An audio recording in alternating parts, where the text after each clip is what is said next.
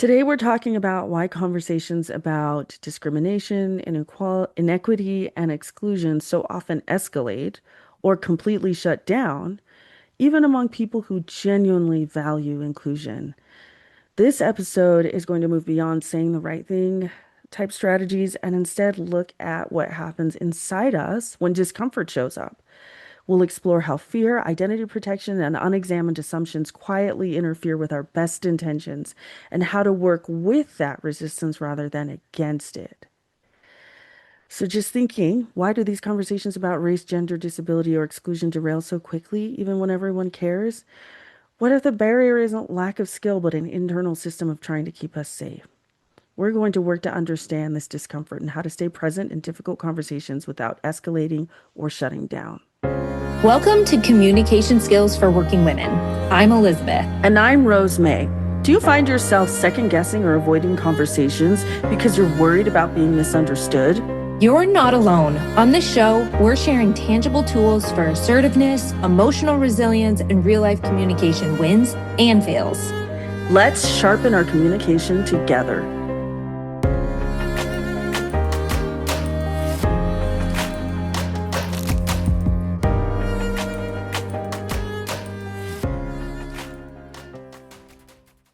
I have a story that I think many people will recognize or be able to relate to. So I worked for a period of time with a company that was all virtual, and the morning check-in time was direct, like it was 9 o'clock, which was our elementary school started late, and I was in the drop-off line at 9 o'clock every morning. And at first I just would join and I'm like, it's fine. My kids can just be quiet or I can be on mute and I can hear everybody, because it's just the check-in, right? Like we're not in the office, we're not seeing one another, but it's an opportunity to hear what everybody's working on and what they're doing.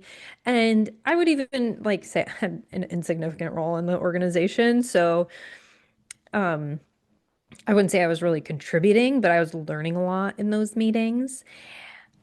And my values, I wanted to learn and be a part of the organization, but also for me, my family is my number one value. And I wanted to be like that time dropping my kids off was very important to me. And so I had a conversation with my boss and said, explained to him these things. And he was great. He was like, great, you don't have to come to that meeting. Like it will be fine. Like there was no pressure. Put your family first. Like his family is very important to him as well. And so like values alignment, it worked really great. And I felt super supported. And I was like, this is great. Work for this great company, great boss, all these things. And this ended up impacting me in a way that I didn't anticipate because I started to begin to feel aloof from the company. I wasn't hearing, there would be days and days where there would be individuals that I didn't hear from or talk to just because I missed that meeting. And again, it wasn't necessarily a bad thing, but it did have an impact that I wasn't anticipating. So oftentimes I will be on the receiving end, or maybe the other end of the situation that you're explaining, Elizabeth. I'll be on the end where your supervisor or your the owner of the company is coming in and they're talking about other interactions. And this will come up and I'll hear them say things like, I didn't mean to say it in a way that would impact, my employees. I try to treat everyone the same. I try to make sure that, people are able to live out their values as consistently as possible. I believe in equity. And sometimes those conversations just they go awry, right? That I think that was a great example of it not going awry. And there are also times when those conversations can feel really, really heavy, and people aren't exactly sure why that conversation felt so threatening. Sometimes the room will tighten. Others in the room might feel dismissed if there's a meeting. Sometimes Okay, can you give an example of when it would go awry?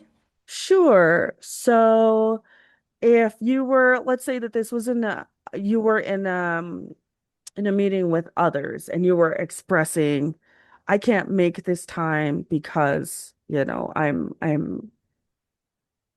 I want to be with my kids. Okay, so maybe if I would have had this conversation during that morning meeting instead of Yeah, having a one-on-one with my boss, like what if I would have said in that meeting, like, hey, this time really doesn't work well for me.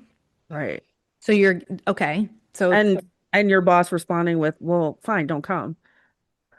Um, right. I think I've actually been in a situation like that where like the boss will say something and I'm like, "I know you're trying to be helpful right now, but suddenly all eyes are downcast and everyone's like avoiding eye contact and like turning their faces away because it feels a little awkward. yeah. Right. And so I think in that situation, um, And that would be a don't situation where that would be a little bit, and I also think in a situation like this where someone's, I'm in a sense I'm asking for an accommodation regarding yeah, my yeah, caregiving. yeah. And I wonder too if in a situation like that it gets a little t like if you did it in front of the team or Hmm. whatnot, and depending on how the person in authority responds, like it could be like, hey, others in the room maybe get quiet because they're like, oh, wait a second, like why Yeah, can't they suck it up? I suck it up. I yeah, figure it out. Why can't they figure it out? Or yeah, they're thinking about, like just their own accommodation or their own things that they're like, wait, I have a need. I haven't brought my need up. Like, yeah, there could be a lot of feelings that come up if this conversation were to happen in a for group. sure. I remember being in a meeting where we were discussing, and I've shared parts of the story, I think, in a different way at a different episode, but we were talking about our ethical responsibility as practitioners to members of the LGBTQ plus community. And someone made a comment about their personal values conflicting with our Mhm. professional ethics. That was definitely a situation where the room went quiet. And there were many people who agreed with this particular practitioner. There were others who did not agree. And some people felt like they were being accused of certain things, of not, either behaving ethically, and others felt that they were being accused that they were not in line with their values. And so it was a really, really tense experience. And it was really kind of hard to navigate. And I'm so appreciative and grateful of the leader at that time who was helping to manage that situation. But it was really, really tense. And I think that there are feelings that are connected to both like your caregiving responsibilities and your values, but also the needs of the company. And the same in this situation, right? Like personal values versus professional ethics.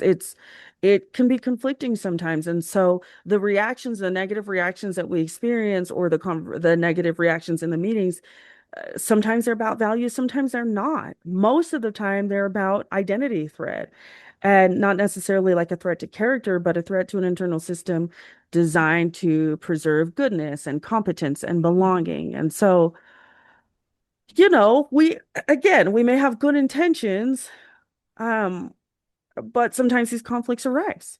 Right. And we're going to dig into our communication framework to, dig into these underlying reasons. I just want to give a little tip, I guess. When I approach these conversations, I will often preface it with, I'm not really sure how to have this conversation, but it's important to me. So I'm already like kind of easing people Hmm. because I want to have the difficult conversations. And it doesn't always dissolve the silence in the room or people feeling uncomfortable, but it Hmm. does open up, those words open up the door of, oh, we don't really know how to do this, so we're going to give it a try. So we can fumble through our words. Um, For sure. Well, and I think just us talking about these two stories, I think is a really clear example of how this is a little bit tricky, right? That there, I'm noticing that there in our storytelling wasn't even like the typical flow that we normally have in our storytelling because this is such a topic that holds so much emotion for so many people and can be so conflicting and sometimes harmful. Right. So I appreciate you saying, what you just said about And starting. I'm curious.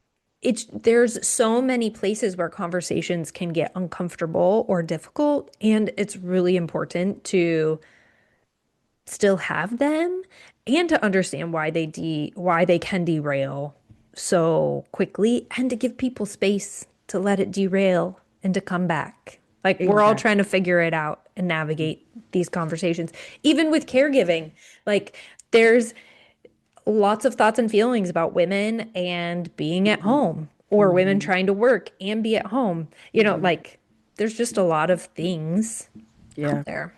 All right, so our communication goal.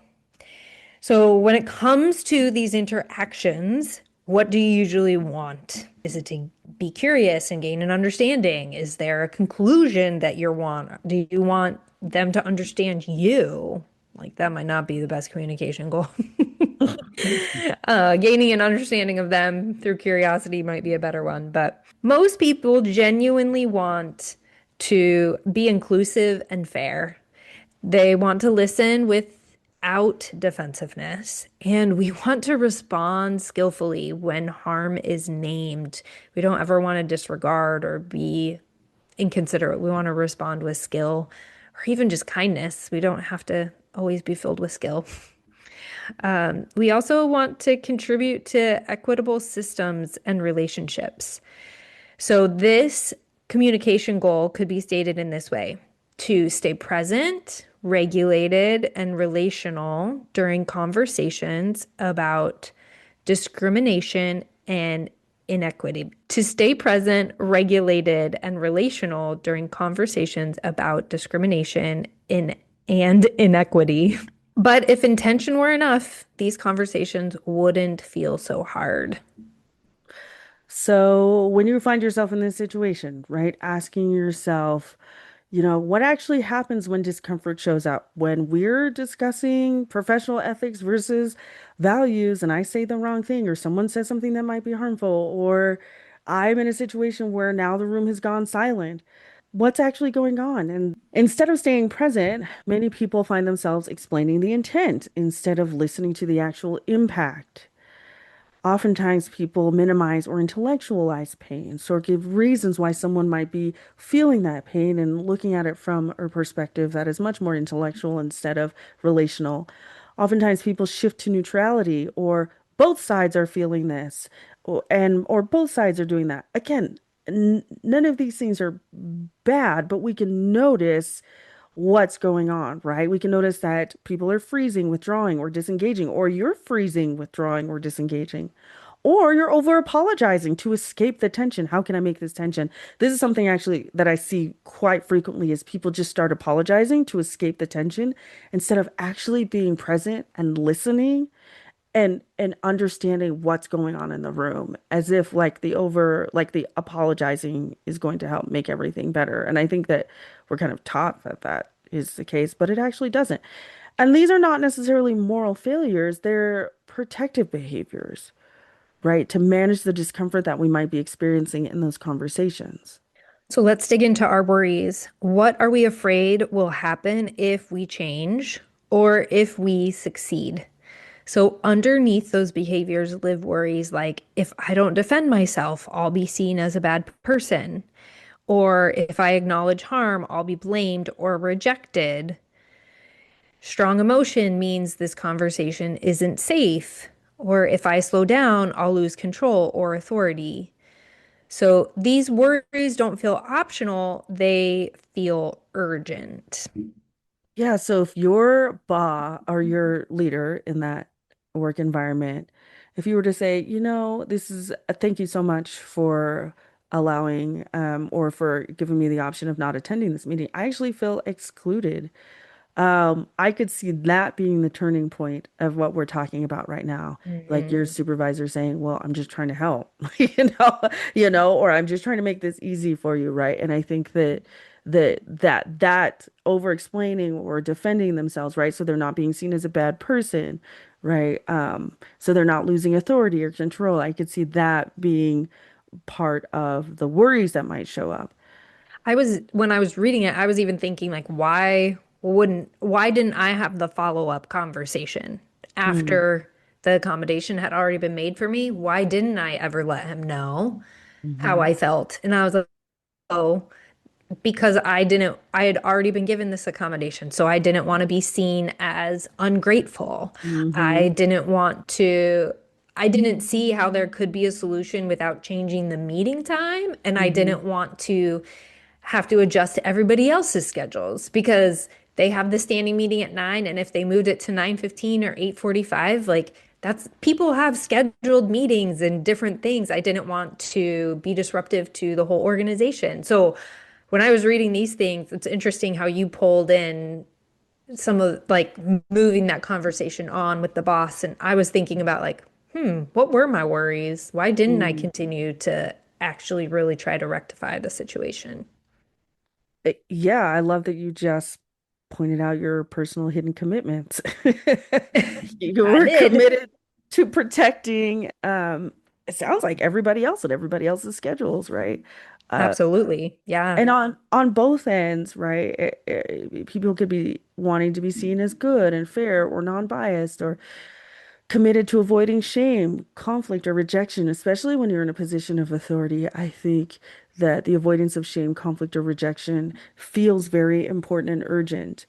Another hidden commitment might be managing emotional safety or control, or preserving harmony at all costs, which sounds a little bit more aligned with what you were talking about. And these commitments, they help us survive. They probably helped us survive in the past, depending on the situation. They've helped us feel a sense of belonging or successful in some way, shape, or form. But in many conversations, they actually override our values or they override our needs. And so this is why telling people, in any of these kinds of situations, just listen to what I'm trying to say or listen to what I meant, right? It doesn't work and it's not helpful. So these hidden commitments are fueled by our assumptions, like Rose was just talking about. So if I cause harm, I am a bad person. That is shame. Hmm. That is shame speaking. Well, and the reality of human relationships is that we cause harm to each other. We do. And we're not bad people. And we're not We bad people. we're not bad people. We do things at times because we are human beings. Hmm. And it doesn't mean we don't have consequences from the actions and we can't change it, but we're not a bad person. Right. Generally speaking, there are some Generally, out yes. there. There are definitely some bad people, but yes. So another hidden, or excuse me, another big assumption may be listening means admitting malicious intent. Or if I don't explain myself, I'll be misunderstood forever. I definitely hold that assumption in different situations. Same. Rather than arguing with these assumptions, let's test them. So here are some small, safe experiments that could be tried. Listening without response for 2 minutes, or just responding with a question. Naming defensiveness out loud.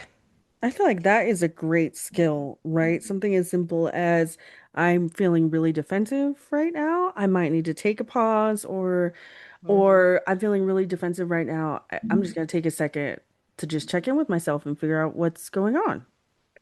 And notice how Rosemary just shared that skill as not naming defensiveness in the other individual, but naming defensiveness in yourself. Mm. Oh, yes. It does not go That well was when you say, well, you're getting a little defensive. well, I mean, but you could say It you doesn't could go well. well, you could say I feel like what I just said, or I'm noticing that, what I just said could have possibly made you feel a little bit defensive. Can we can we talk about that for just a second? Well, that was nice. You did it in a question, though. Could have possibly made you feel. Right. Right. Well, because I don't want to assume, right? But I do Right, notice that like maybe some of your language sounds a little right. defensive, right? Yeah. I will Um, say things sometimes like, "Ooh, I think that came out a little more aggressively than I had intended," or mm, 'cause people will say to me like, "Did that upset you?" And I'm like, "Oh, no." And I'm mm, realizing it's because of the way that I respond at mhm, times. So, another assumption, or excuse me, another experiment could include pausing the conversation to regulate before continuing, which is exactly what Rosemary mhm, was describing. Yeah, there's nothing wrong with pausing a conversation and allowing everybody to kind of step back into their body and be present, right? Yeah. Instead of letting that nervous system take over, right? That Hmm. defensiveness. Your next step is to just take stock of what actually happened, right? So look at the observable data. When you tested some of those safe experiments, did the conversation escalate or did it soften? How did the other person respond? What happened to your trust or connection in that moment? And did listening truly lead to loss or to understanding? I'm going to be real. 90% of the time, when I actually take time to listen, I feel like their conversation shifts to uh, to a purpose of understanding, and that has been really helpful for me. And Yeah. over time, the evidence that we gather from carrying out these small experiments, the evidence, not the fear, is what's going to reshape our capacity for having these discussions, for being able to communicate with someone in these situations, whether they're in a meeting setting or individually. So conversations about discrimination and inequity aren't difficult because people don't care. They're difficult because they activate deep systems designed to protect our identity, belonging, and our safety. So remember, your resistance is information, or your discomfort is a teacher. And growth requires accountability and compassion for yourself and for others. When we explore our fears instead of protecting them, we don't just communicate better, we build the capacity to stay human and connected with one another. So this week, notice one moment of discomfort in a difficult conversation. Mm. Instead of rushing to fix or fleeing, ask yourself, what am I committed to protecting right now? And what assumption is underneath that? That question alone can begin real change. We would love to help you navigate these conversations and interactions at home, at work, wherever you're finding yourself in this type of situation. Visit our website at communicateconnectthrive.com. We offer coaching. You can also send us an email at communicationskillsforwomen@gmail.com. But until then, speak clearly. And listen bravely. When you feel confident in your communication, everything changes. We'd love to hear your wins, failures, and insights on Instagram at Communication Skills for Women. Leave a review and connect with us. Until next time, speak clearly and listen bravely.